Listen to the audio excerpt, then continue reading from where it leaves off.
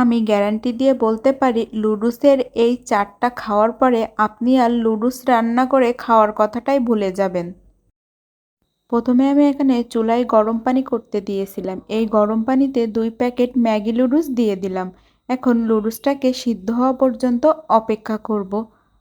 2 থেকে 3 মিনিট এভাবে জাল করে নিলেই লুডুসটা সিদ্ধ হয়ে যাবে। আমার লুডুস এখন পুরোপুরি সিদ্ধ হয়ে গিয়েছে। এবার পানিটা ঝরিয়ে লুডুসটাকে উঠিয়ে নেব।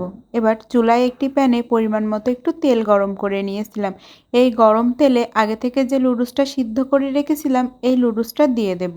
আর উপর থেকে দিয়ে দেব লুডুসের 1 প্যাকেট মশলা, যে মশলাটা লুডুসের সাথেই থাকে। এখন এটাকে উল্টে পাল্টে একটু লাল লাল করে ভেজে নেব। আর ভিডিওটি আমার পেজ থেকে যদি আপনারা দেখেন অবশ্যই আমার পেজটা ফলো দিয়ে রাখবেন। আর ইউটিউব চ্যানেল থেকে যদি ভিডিওটি দেখেন ইউটিউব চ্যানেলটি সাবস্ক্রাইব করে রাখার অনুরোধ রইল। এখন 2 পাশ উল্টে পাল্টে একটু লাল লাল করে ভেজে নেব যাতে একটু ক্রিস্পি লাগে। এখন কিছুটা কাঁচামরিচ আমি কুচিয়ে রেখেছি আর কুচিয়ে নেব একটা সিদ্ধ ডিম।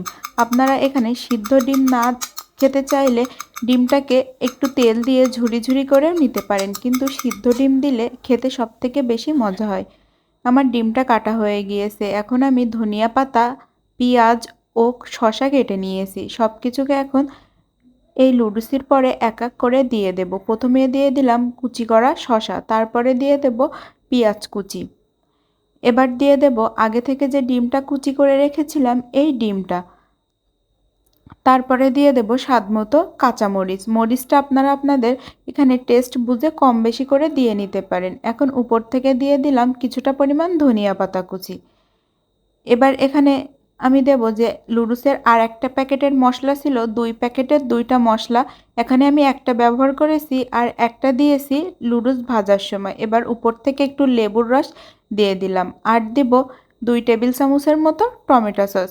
লেবুর রস ও টমেটো সসটা দেওয়ার চেষ্টা করবেন, তাহলে এর ভিতরে একটা টক মিষ্টি ঝালের ফ্লেভার আসবে। আর এই চাটটা খেতে যে এত বেশি মজা হয়, অবশ্যই বাসায় একবার সবাইকে বলবো ট্রাই করে দেখতে। আর রেসিপিটা কে কোথা থেকে দেখছেন অবশ্যই আমাকে কমেন্ট করে জানাবেন। আর ভিডিওটি ভালো লাগলে একটা শেয়ার করে দিবেন আর সাথে সাথে কমেন্ট করে জানাবেন আমার রেসিপিগুলো আপনাদের কাছে কেমন লাগে।